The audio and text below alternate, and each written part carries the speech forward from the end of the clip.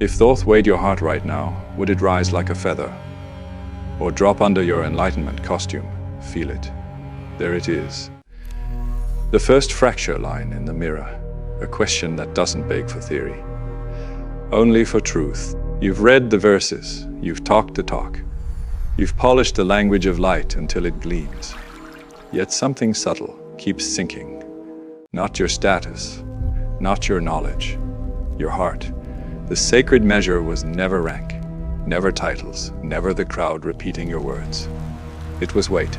The weight added by pretending. The weight added by needing to look pure rather than becoming honest. The weight added by wearing the light like armor instead of letting it illumine what's trembling within. Ancient wisdom didn't warn about darkness to scare you. It warned about imitation.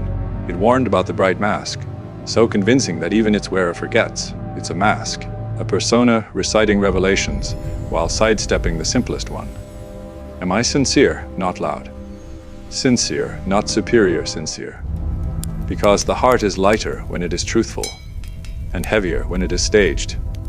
A single grain of pretense can tilt the scale, more than a mountain of memorized lines. That is the quiet law no one can bargain with, not by quotes, not by reputations, not by robes woven from borrowed phrases.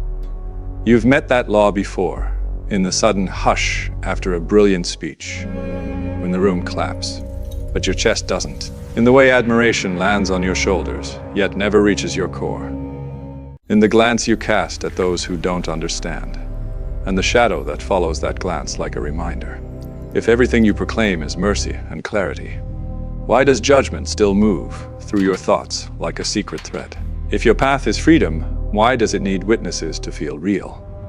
This is not an accusation, it's an invitation to shed weight, to let the costume slip without losing dignity, to speak softly without losing depth, to stand in knowledge without turning it into a ladder over other souls.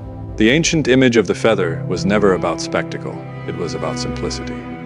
The truth is light because it carries nothing extra, no performance, no rivalry, no hunger to be seen as special. Light because it doesn't push, it reveals. So listen, beneath the applause of your own mind. Where are you heavier than you seem? Where does a sentence about compassion hide a small thorn of disdain? Where does certainty taste like subtle fear? You don't need 1,000 scrolls to know this. You only need the courage to stop lifting your heart with appearances and let it rise by authenticity. The scale is not somewhere far away. It is here now. Quiet, exact, and it knows the difference between a robe and a soul. You didn't miss the point, you met it, and it put on your clothes. That's how subtle the bright disguise can be. The same phrases, the same calm tone, the same serene gaze, and yet the center of gravity has shifted by a hair, not toward humility, toward image. It smiles like wisdom and walks like certainty.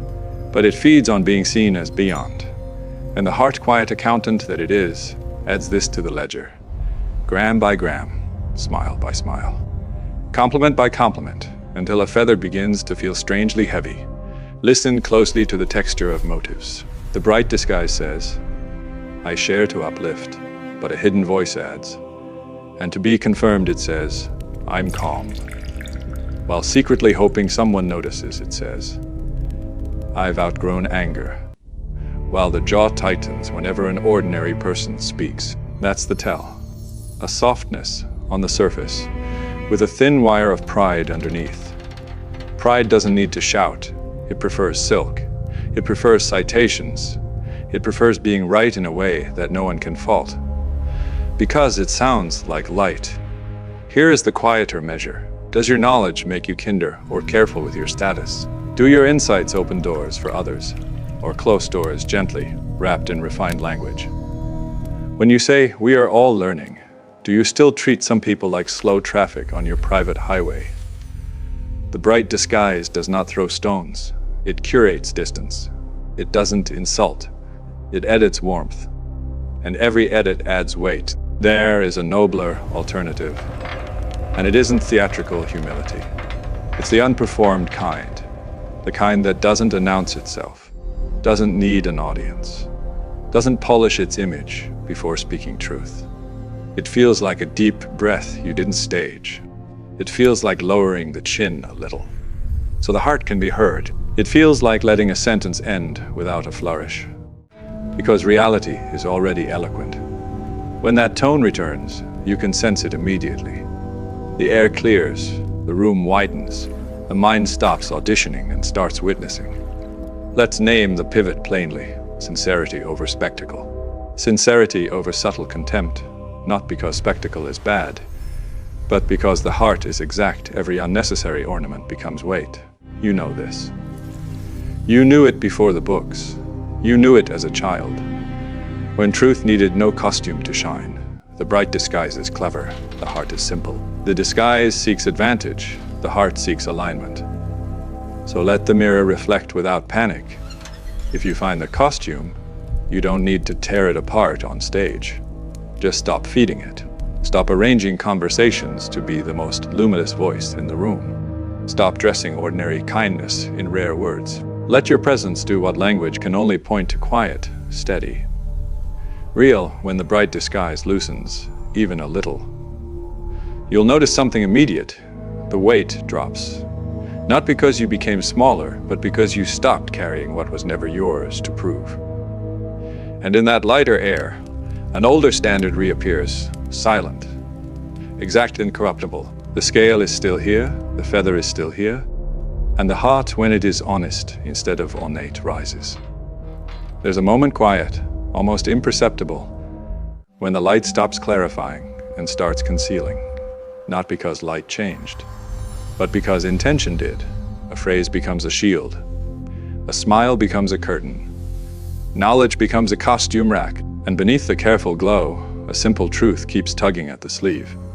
Something in me would rather be admired than be honest. That is the hidden weight. It doesn't crash, it accumulates. It doesn't roar, it whispers. Keep the angle flattering. The scale hears every whisper. You can sense this weight by its aftertaste. After the impressive insight, an emptiness. After the gentle correction, an edge. After the humble story, an invisible invoice for recognition. That invoice is the giveaway. Real clarity doesn't charge. Real humility doesn't make a ledger of who noticed. Real sincerity doesn't need a stage to breathe, but the hidden weight does. Because image is its oxygen. It will quote the ancients, dress in virtue, and still glance sideways for applause. Not loud, not crude, just constant. Here is the paradox few dare to say aloud. The more spiritual the mask, the easier it is to hide pride. Pride loves refined language. It sounds kinder there, more palatable, harder to pin down. It doesn't throw arrows, it curates superiority. It says brother and sister, yet speaks from a balcony. It says, well, meaning you down there. And every balcony adds floors between heart and truth. The weight increases, not by sin and scandal, but by the soft stacking of moments where image outranked integrity. Yet there is a relief, so immediate, it feels like cool air after a crowded room. The return to plainness, not poverty of thought. Purity of motive. The sentence that doesn't reach for brilliance, only for truth. The choice to be accurate rather than admired. The willingness to say, I don't know, before pride invents an answer. This is not self-attack, it's self-respect. When the heart chooses plainness over performance, it stops carrying the cost of pretending, and the scale's silent judge registers the loss of weight at once. Remember the feather, it was never a symbol of theatrics. It was a symbol of exactness. A heart rises when it carries nothing that doesn't belong. No secret hierarchy, no polished disdain, no hunger to be the advanced one. Let the bright words remain tools, not trophies. Let the insights serve, not separate. Let the presence be steadier than the posture. When the hidden weight is named, it loosens. When it loosens, the measure changes. And when the measure changes without fanfare, without witnesses, the heart lifts, almost shyly, as if it has been waiting to be this light all along. There's a second costume, the whitest one tailored from good intentions. It speaks softly, quotes gently, and never raises its voice. Yet it edits reality until only the pleasant remains. Pain is relabeled as immaturity. Doubt is rebranded as low. Frustration is exiled behind verses about serenity. On the surface, it sparkles. At the core, it stiffens. Purity, repurposed as performance, becomes porcelain flawless to the eye, brittle to the touch. And brittleness has a sound, the quiet crack you hear inside when life refuses to match the brochure. The counterfeit light doesn't deny the world. It airbrushes it. It says, everything is fine, while the breath shortens. It says, I've transcended that, while the eyes dim for a heartbeat no one's supposed to notice. It calls distance, discernment calls silence, mastery calls fatigue, detachment, and arranges them like precious objects on a shelf labeled advanced. But shelves are for display, not for depth, and a displayed soul, no matter how polished, begins to feel like a museum, quiet, curated, and strangely lifeless. Ask a quieter question. Does my light withstand weather or only lighting? True light isn't a performance note. It is patience in a storm, mercy without an audience, truth that doesn't need italics to ring true. If a claim to clarity requires the stage to stay immaculate, it isn't clarity, it's choreography. And choreography is fine for art, but fatal for a heart that was born to be real. You can feel the difference in how it treats people. Counterfeit light encourages admiration. True light encourages rest. Counterfeit light collects phrases like rare coins. True light makes space for imperfection. Space for ordinary words that carry extraordinary honesty. Counterfeit light measures success by being untouchable. True light measures it by being unpretending. One isolates, the other includes, one rehearses, the other relates. So the test is simple, and it is silent after I speak. Do people feel smaller or steadier after I teach? Do I secretly need to be needed, or am I relieved when others outgrow the pedestal? The heart records our answers without a pen. It knows when we protect an image at the expense of our humanity. It knows when we've mistaken porcelain for purity. And here is the unadorned truth, quiet, steady, liberating. Reality doesn't require your costume to validate your depth. The sky is not less sky on clouded days. The ocean is not less ocean when the surface is rough. So too with the soul. Let the light cease auditioning and start abiding. Let language stop managing impressions and start telling the truth. When purity steps off the stage and returns to presence, the brittle glaze falls away. And what remains is not immaculate, it is alive. Some truths don't announce themselves. They simply refuse to move. You can rename them, quote around them, perform above them. Yet they remain, quiet as stone, exact as sunrise. Call them principles, call them patterns, call them the way things are. They don't argue. As within, so without isn't a slogan for robes and banners.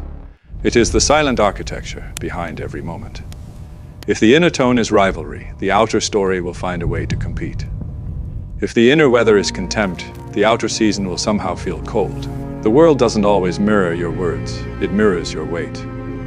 This is why superiority always returns as separation. Dress it in the softest vocabulary. Disguise it as standards. Float it on a cloud of gentleness.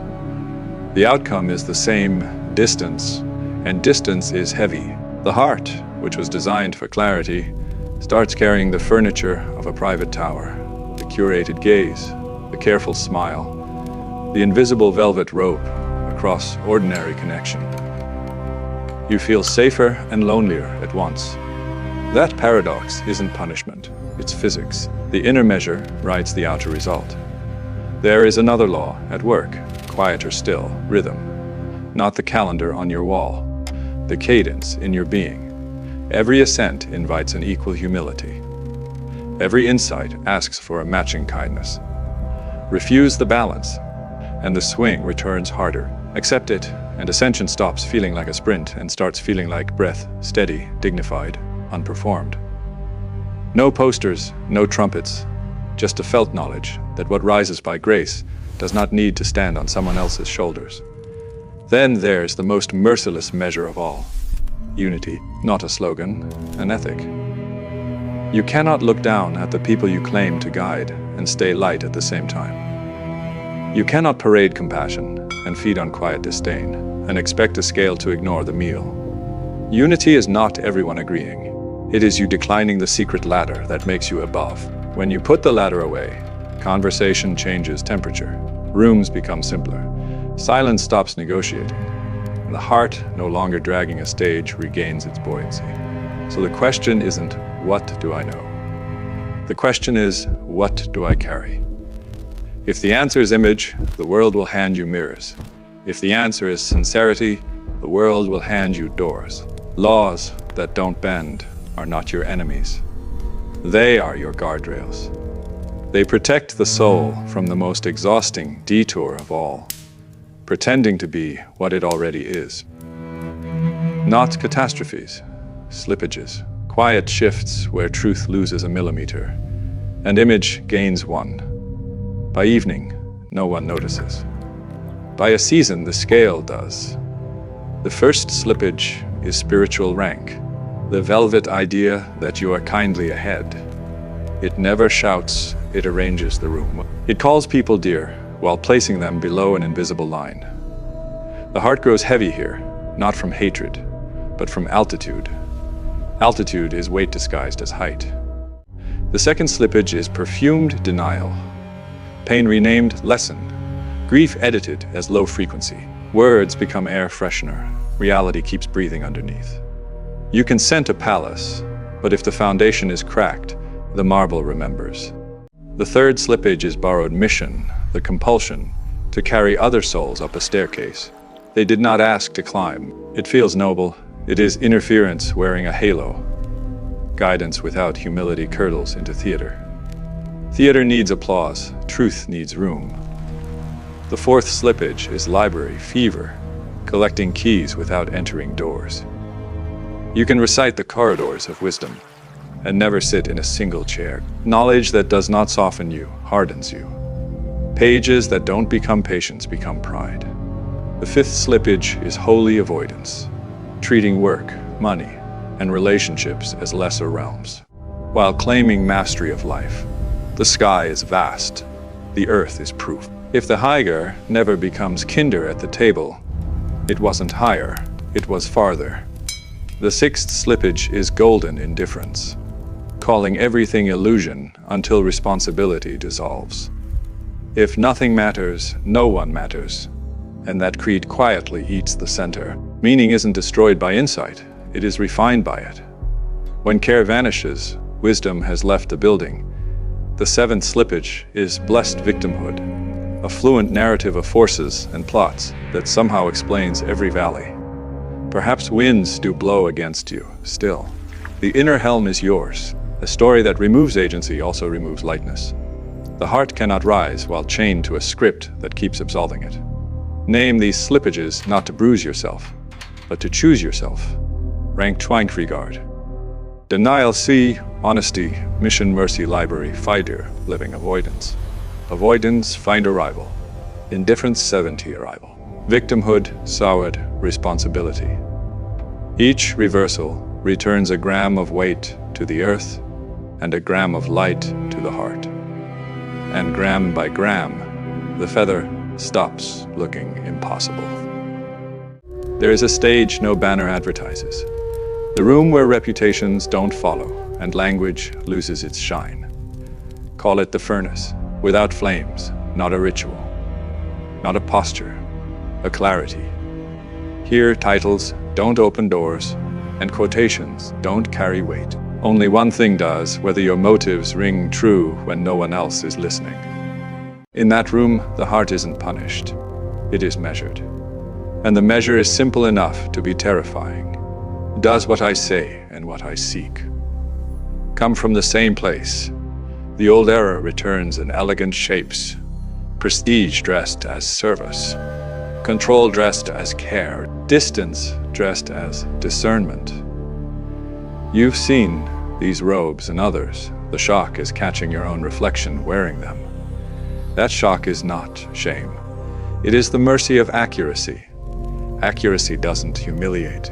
It separates what is solid from what is show. When accuracy is welcome, pretense becomes too heavy to carry. You put it down, not out of guilt, but because lightness feels like truth. This is the meaning of dissent that few admit in public, not a spectacle, a simplification. You don't announce a collapse, you stop performing one. You don't stage purity, you stop editing your humanity. The counterfeit self needs constant scaffolding, approval, comparison, curated distance.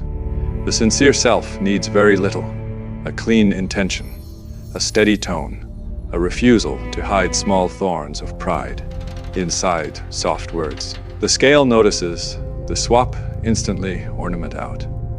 Essence in consider the difference between glow and warmth. Glow photographs.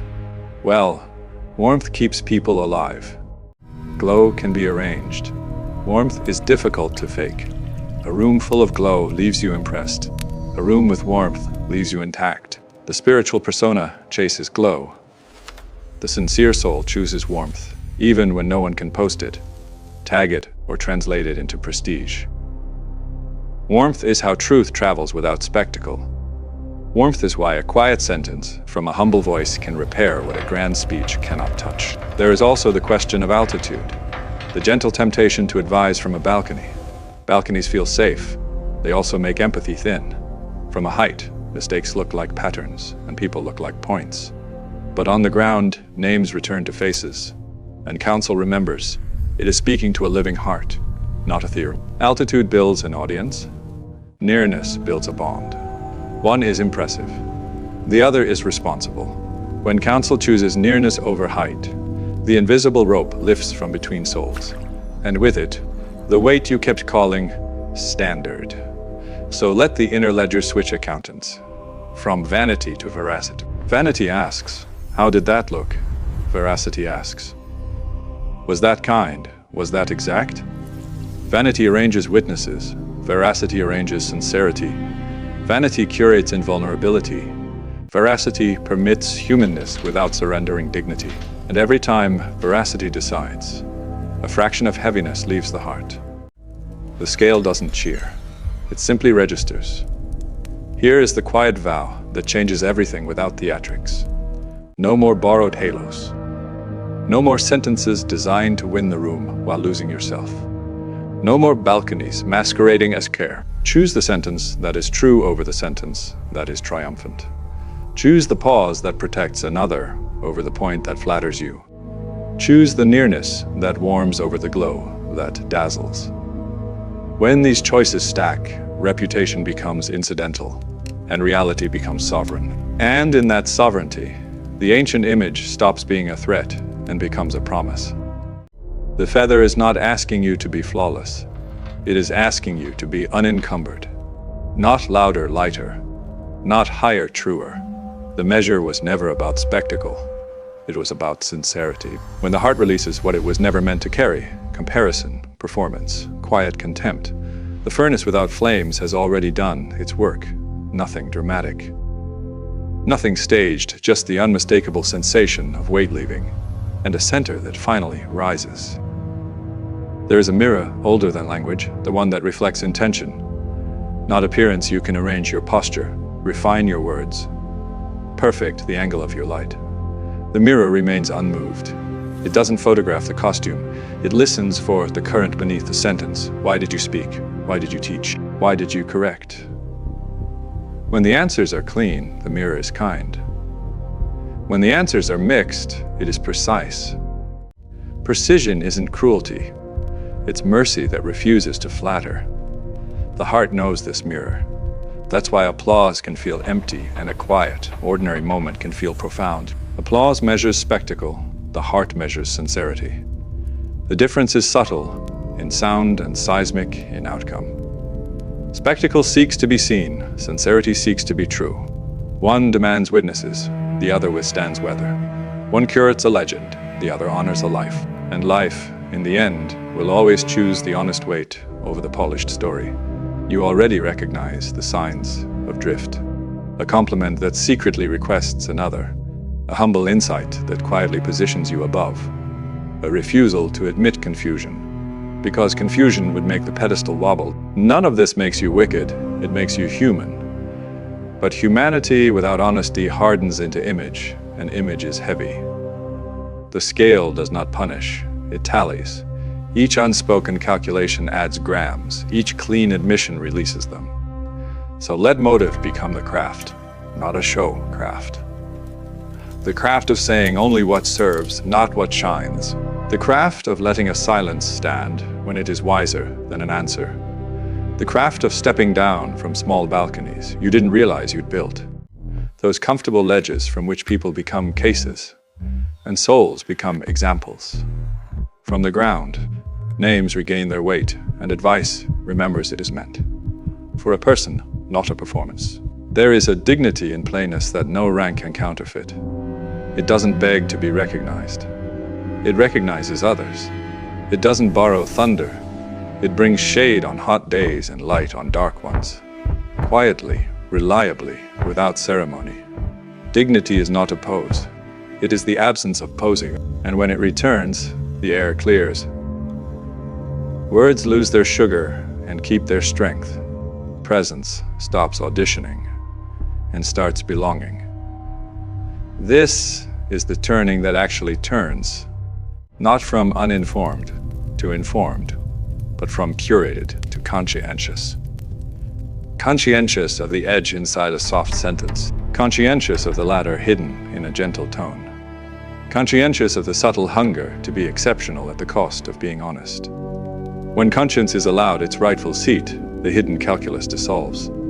You do not become smaller, you become truer, and truth, unembellished, unperformed, has a buoyancy. Nothing else can imitate. Remember the feather. It does not require perfection. It requires nothing extra. No borrowed halos, no secret hierarchies, no choreographed tenderness. Just the weight of what is real, carried with humility. When the mirror that won't lie and the heart that won't flatter finally agree, something quiet happens. No music, no spotlight. Only the unmistakable sensation that what you carry is light enough to rise. There are moments when a single word can tilt a life grief, pride, envy, fear, and yet we stack language on top of them until the signal gets lost. The face keeps smiling, the phrases stay polished, the posture remains still. But underneath, familiar visitors come and go. Not monsters, motives, not curses, currents. They do not ruin a soul by shouting. They weigh it down by staying unnamed. A heart cannot rise while carrying what it refuses to call by its name. Grief is not an enemy of wisdom. It is proof that you loved something real. It turns heavy only when it is disguised as I'm fine. Anger is not a mark of failure. It is a flare that something sacred in you felt crossed. It grows sharp only when it is hidden behind superior calm. Fear is not a confession of weakness. It is an alarm that asks for honesty. It becomes a cage when it is painted gold and called detachment. And shame, the most secret of them all, does not arrive to destroy, it arrives to show where dignity wants to be restored. It corrodes only when it's smuggled beneath holy words. These visitors do not bow to slogans. They do not dissolve because a sentence sounds enlightened. They respect one currency, truthfulness. The moment a motive is seen without theatrics, its weight changes. Not because you performed the perfect line, but because pretense lost its grip. This is why polished contempt is heavier than honest confusion, and why a plain, I don't know, can feel lighter than a brilliant answer that isn't true. There is also the quiet appetite that follows many good deeds. The appetite to be known as the kind one, the clear one, the advanced one. It dresses in modest tones and nods at every noble idea, yet it keeps glancing sideways to see who noticed.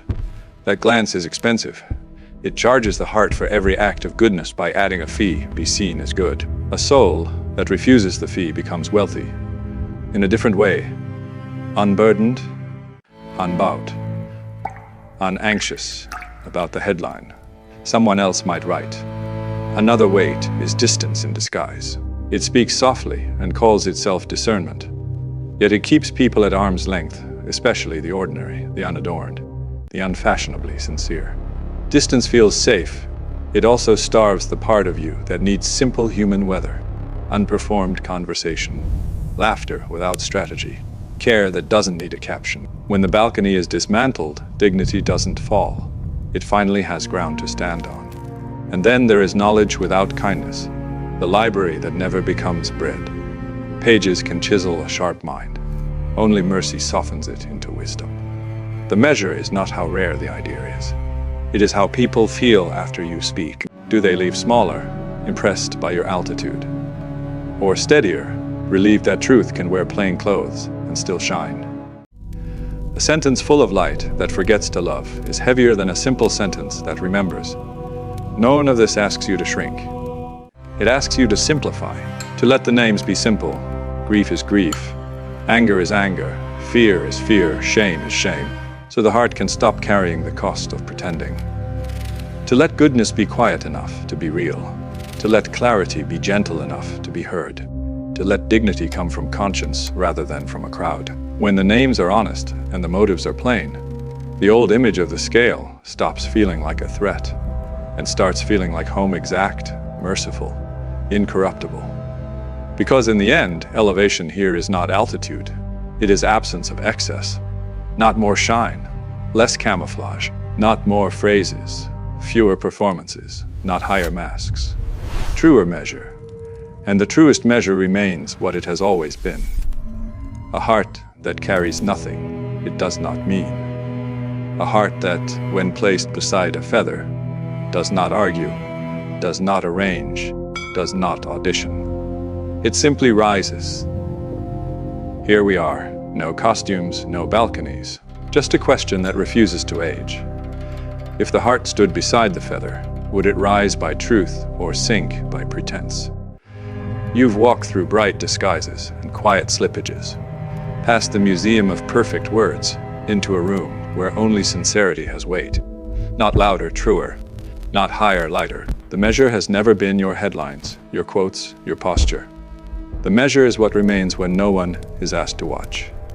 If you feel a sting, it's not a verdict. It's proof you're alive. If you feel a loosening, it's not a loss. It's the rope slipping from an old illusion. Let the ledger close on one chapter. The costly habit of being seen as light instead of being light. Let the next page begin with a simple vow. No more borrowed halos. No more quiet contempt. No more balconies that turn souls into scenery. Dignity doesn't need a trumpet. Truth doesn't need a crown. When the motive is clean, the heart is light, and the feather finally has company. So here's the line we cross together, without spectacle and without fear. Choose sincerity over image today. Choose warmth over glow, ground over height, nearness over display. Choose the sentence that serves over the sentence that shines. And when the old pride knocks with soft hands and beautiful words, let it find a door that still opens for people, not for performances. If this spoke to you, don't drift back into the curated silence. Mark your moment. Comment. I choose sincerity.